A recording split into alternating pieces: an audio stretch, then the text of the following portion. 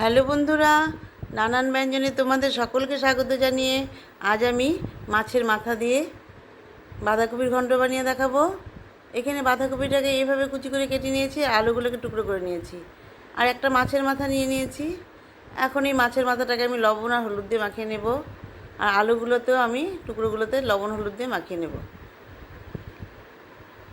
এখন আমি মাছের মাথাটাকে ভেজে নেব, আর বাঁধাকপিটাকেও আমি সেদ্ধ বসিয়ে দিয়েছি লবণ হলুদ দিয়ে।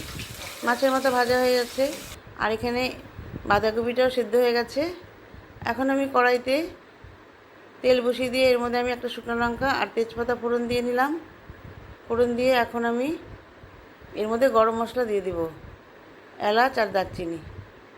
এলাচ দারচিনি দিয়ে ভালো করে ভাজা ভাজা করে নিয়ে এখন এর মধ্যে আমি একটু আদা কুচি করে দিয়ে দিলাম, আর এখানে 1 চামচ জিরে গুঁড়ো, মানে জিরে দিয়ে দিলাম, গোটা জিরে দিয়ে এখন ভালো করে মিশিয়ে নিচ্ছি। এখন এর মধ্যে আমি টমেটো দিয়ে দিলাম, টমেটো দিয়ে ভালো একটু হালকা হালকা ভেজে নিয়ে এখন এর মধ্যে আমি সেদ্ধ করা বাঁধাকপিটা দিয়ে দিলাম।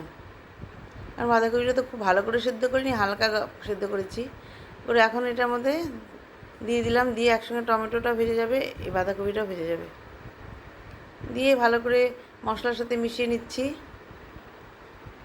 এখন এর মধ্যে 5-6টা কাঁচা লঙ্কা দিয়ে দিলাম, দিয়ে ভালো করে মিশিয়ে নিয়ে এখন এর মধ্যে আমি মটরশুঁটি দিয়ে দিলাম। মটরশুঁটি দিয়ে ভালো করে মিশিয়ে নিচ্ছি, আর মটরশুঁটিগুলো কাঁচা, সেদ্ধ হয়ে যাবে। এখন এর মধ্যে হলুদ আর লবণ দিয়ে দিচ্ছি। লবণ অল্পই দেবো, কারণ তো সেদ্ধ করার সময় লবণ ছিল, আলুতে লবণ আছে, আলুটাও দেবো। দিয়ে ভালো করে ভেজে নিচ্ছি লবণ হলুদ দিয়ে। এখন এর মধ্যে ভাজা করা আলুগুলো দিয়ে দিলাম, দিয়ে এখন ভালো করে মিশিয়ে নিচ্ছি।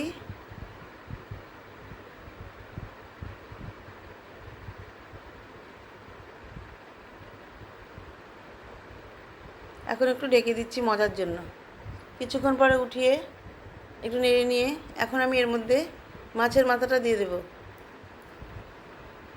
মাছের মাথাগুলো ভাজতে ভাজতে একদম নরম হয়ে গেছে, একদম পুরোটাই ভেঙে ভেঙে গেছে। মাছের মাথাগুলো দিয়ে এখন ভালো করে মিশিয়ে নিচ্ছি।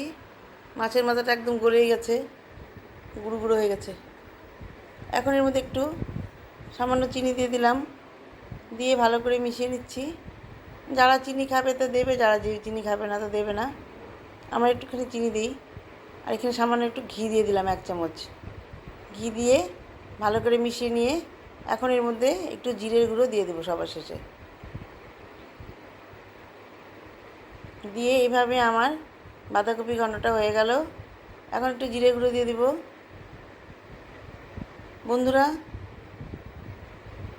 তোমাদের যদি সামান্য একটু ভালো লাগে তাহলে প্লিজ একটু কমেন্টস করে জানাবে, এবং আমার পাশে থাকবে। যারা দূরে আছো তারা প্লিজ একটু সাবস্ক্রাইব করবে, আর আমার কাছের বন্ধুরা তো সবাই আছেই। এখন এই জিরে গুঁড়োটার দিকে ভালো করে মিশিয়ে নিয়ে আমার বাঁধাকপি ঘন্টটা পুরোপুরি কমপ্লিট হয়ে গেল। বন্ধুরা, তোমরা যেন সবাই ভালো থাকো এবং সুস্থ থাকো, আমি আমার গুরুদেবের কাছে এটাই কামনা করছি। এই বলে আমার বাঁধাকপি ঘন্টটা হয়ে গেল। নমস্কার।